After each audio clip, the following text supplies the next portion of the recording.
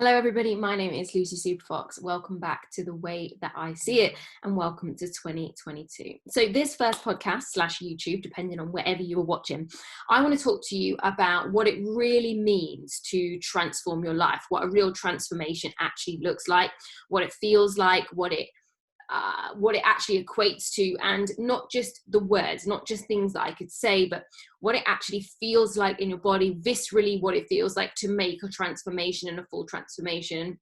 The reason I want to share this is I think, it's so common at this time of year to be focused on setting goals and habits, and I'm a big proponent of both, right? I want to be super clear on that. But where I think that people sometimes slip up, or where they don't see that consistency follow through, is they're not actually focused on making a transformation. They're focused on stuff and things. They're focused on amounts. They're focused on numbers. They're focused on dates. They're focused on timelines, which are all measurable things, and they're valuable in the context of setting goals and habits. But I really believe that making a full transformation is about who you become. And the only way you can ever measure who you've become is how you feel. And so for me, I want to share with you a little bit about my transformational journey. And then I'm not going to share too much, because what I'm going to be doing as part of my new 3 mini courses that are launching in the next week or two is that there's going to be an added bonus for anyone that chooses to purchase all 3 of them at a great bundle price. But I'm going to be basically doing a no holds barred, honest truth, give you every single thing about myself and tell you the inner workings of what really happened on my journey with my body, my journey with money, my journey with business, and my journey with love. And I'm going to be doing that, I'm going to be telling you all the gory details. So that is an added bonus product that comes with that. So, but what I want to touch on here is kind of the core principles that I think I applied to my transformation. But I want to caveat all that first and just say, I'm not fucking perfect. And I've had a pretty rough last 12 months. I found 2021 way more hard, way more difficult than 2020. I found myself lost a lot. And I talked about this in my last podcast. Now I feel very optimistic about 2022. I'm feeling really good. I'm feeling like I really know myself. I know who I want to be. I know what I want to do. I know where I want to go. I know what I want to achieve. And I think that all I'm doing is applying the stuff I already did before. So I think there's some key metrics and measurables that aren't, goals, habits, the stuff we can draw lines in the sand on, that are actually the keys to my transformation. And I think the first one is having faith. I think it's having faith in something bigger than yourself. And by that, I don't necessarily mean God or universe or whatever terminology you choose to believe in. I actually just think it's choosing to believe that there is a bigger picture. I think that has kept me going and has allowed me to continue to evolve myself. Because if I felt completely responsible, right? Because at the end of the day, my life is my responsibility. My success is my responsibility. My happiness is my responsibility. My relationship is my responsibility. My money is my responsibility. That's on my shoulders to make sure that that happens the way I want it to happen, right? But if I felt like everything was my responsibility and only my responsibility all the time with no help and no support and no guidance, I would be exhausted. So by having a faith in something bigger than you, and that faith, again, like I said, doesn't have to be a certain belief system, a full belief system. It can just be, even if you say it loosely or interchangeably, having a belief in something bigger and a faith in a bigger picture, whether you believe in destiny, whether you believe in fate, doesn't really matter. But having that belief in something bigger, there's a bigger purpose and a bigger plan, that has allowed me to trust in the darkest of moments. Because when you're having a low phase, a dark moment, whatever you refer to call to it as, and we're all on a sliding scale of what that means, right? When you're in that place, it means you can trust and have faith and pick yourself back up. Because it's all very well when you're empowered and positive and driven and confident and motivated to be like, I'm responsible, I'm making this happen for myself, da da da da. But when life has happened and smacked you in the face and something bad's happened, or you're feeling down, or you're feeling lost, or you're feeling confused, or you're feeling unsure, right? Then being fully responsible is quite an overwhelming feeling. So actually allowing myself to trust in something bigger gave me that enough faith to continue to take the steps I needed to take to make the transformation. So that's number one, is having faith in a bigger picture. Number two is ironically what I talked about number one, which is realizing no motherfucker's going to do it for me, right? Like, it's not going to be handed to me on a silver platter. It's not going to be given to me. And I chose this life. I chose to become an entrepreneur. I chose to be self-employed. I choose to make the money I make. I choose to be in the relationship I'm in. I choose to treat my body the way I do, whether it's too much gin or not enough vegetables, right? I am choosing that, and you are choosing your life. Whether you believe that you're stuck, trapped, or actually things are great for you, you are responsible for that because you choose every single day. And the mistake that people make is they don't choose every single day. They think, I've chosen and now I must stick to my decision and I must deal with the consequences. Now, don't get me wrong, there is consequences for every single action that we take, whether that's positive or negative. But the illusion is that they believe that because they've chosen once, they cannot change their mind, and that's fucking bullshit. I absolutely have said 1,000 times, I reserve the fucking right to change my mind. And I have changed my mind a lot about a lot of things, whether it's believing that you should do things you hate, I no longer believe that. Whether it is staying in a relationship because you married them, I no longer believe that. Whether it is following a dietary principle because it worked for you once before, I no longer believe that. You have the right and reserve the right to change your mind. But if you also reserve the right to change your mind, then you must decide that every single day you're going to choose for your life. You're going to choose how you're going to behave, choose how you're going to show up, choose how you're going to take your actions. And it's the daily choosing that makes the difference, the daily choosing, right? Not the one-time decision, not the one-time moment, not the one-time big announcement, right? It's the daily choosing that fucking matters.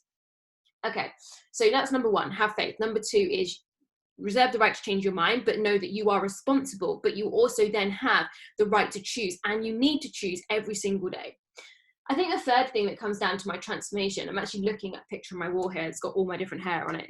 That's not why the picture was created. One of my ex-clients, who's a good friend of mine, her name's Michelle, she made a collage for me of all the pictures of me and her winning all her trophies when I was prep coaching. And I've got different hair in all of them, which I absolutely love.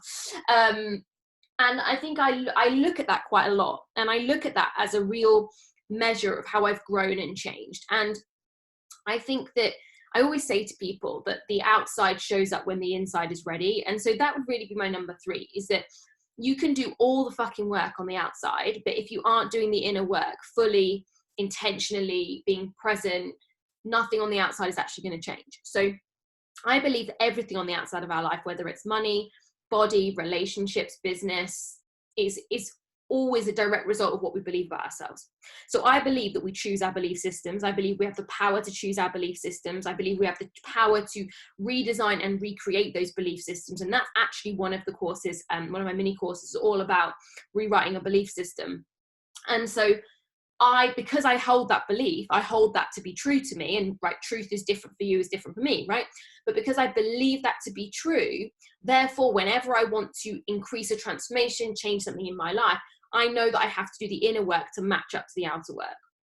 It would be like, right, having hair extensions, having lashes done, having Botox, having cosmetic treatment, maybe having, liposuction, right?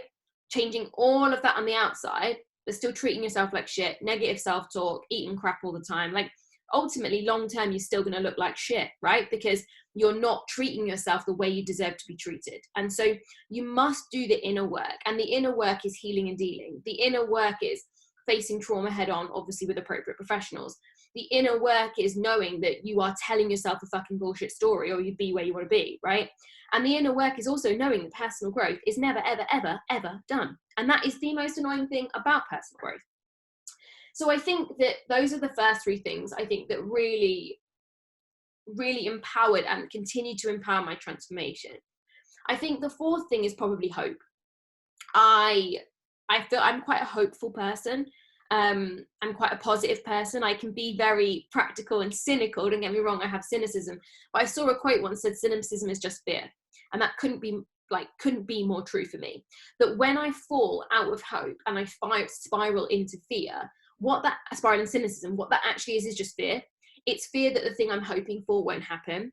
But the reality is the life that happens between now and the thing that I'm fearing is going to happen anyway. So I can do that in a state of love, positivity, hope, and joy, or I can do it in a state of negativity, fear, and apprehension, right? And that choice is mine. That is my choice to make. That is my decision to make.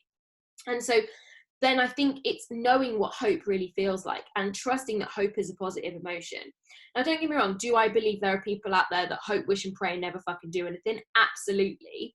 But your hope is is a state of being. It's not relying on hope as the action, because the state of being then in turn gives you the inspiration or the knowledge or the faith to then go do the thing you need to do and trust that the thing you need to do is enough. And I think that's number 5, is inspired action. I think we live in a world where personal growth has become relatively fashionable. Personal development has become something that has scaled up massively in the last 5 years since I've been teaching it. And there's nothing wrong with that. In fact, I think it's fucking fantastic. But what often happens is things get taken out of context. And I think things like daily habits, hustle and grind, to-do lists, checklists, planners, methods of operation, systems, all this, right, gets taken out of context. And what happens is people think the morning routine is a checklist. They think that getting through the things that grow their business is a checklist. And honestly, honey, if you treat your life like a checklist, you'll be fucking miserable. For me, it's about those systems and processes work when they allow you to be the person you need to be. And when you're being the person you need to be, you will feel inspired, motivated, driven, passionate about the things you want to have. And then you will go and take that inspired action. That's the difference. And so the inspired action and intentionality is probably number 5. And I think I went through a period where I fell into checklist city. I fell into let's just get it done. Let's just get it over with, because I believed that happiness or a state of satisfaction would be on the other side of that task. And it never was. It never was, because actually when you choose to become a business owner or entrepreneur or good at what you do, or a great parent or a great wife or a great husband or whatever role that we're talking about, when you do that from a place of must just get it done, must tick it off the list, ticking fucking boxes. I did a reel about this, it annoys me so much. Ticking fucking boxes. What that then means is that you aren't actually fully present in the thing that you're doing. And therefore what's happening is it's not actually creating change for you or in the outside of your life. And so intentionality matters, being present matters, being focused on it matters, the quality that you produce matters, and that comes from being inspired, not just from ticking it off a list. And I've been through periods where I've been checklist queen, and now I sit firmly back in inspired action. I'm writing 3 mini courses at the moment, and I know these mini courses are going to boom. I know these mini courses are what people need to hear. I know because I have felt called to write them, whether you believe that's woo-woo or not. I have felt called to write them. I did not force them. I have not sat down. I've opened a Word document, and as I felt something come to me, I've jotted it down. I've been on a walk, popped it in my notes and copied it across later. I've got notes throughout my notebook when I do my morning routine. Things pop into my head. And these 3 courses have evolved over just little nudges, urges, thoughts, feelings over the last 2 weeks since I felt called to write them. So these have not been written from logic or process or because I must write them, I must sit down and write them. I just don't believe in that. I believe that, but there's a difference between not being fucking disciplined, because I do think discipline has a role to play in success, right? Maybe that's point number 6. I was only gonna do 5, maybe there's point number 6. But by being intentional, that when I sit down, I'm like, what do I feel like this needs to be? I just write, it just comes, because I have done the work on myself. So I've done my personal growth this morning. I'm hydrated. I've eaten well. I've had my green shot. I've done my personal development. I've got some work done. I've had some rest time. I've taken a walk. I've done all of those things which would be on my checklist. That then means my brain is empty, but also my brain is inspired. I'm in that state of hope, that state of faith, that state of positivity, that I'm then allowing my inner being or whatever part of my brain to go, hey, what about this? Hey, what about that? Hey, what about this? Then I'm going to take the action, which is put it down in the course framework. That course framework is then going to become a course over the next week to 2 weeks, at the time of recording this in January 2022. It's going to become a course in the next 2 weeks. And then I know that how I promote that, how I market that, how I advertise that, I know that it's just going to reach the right people, because I felt called to write this entire thing.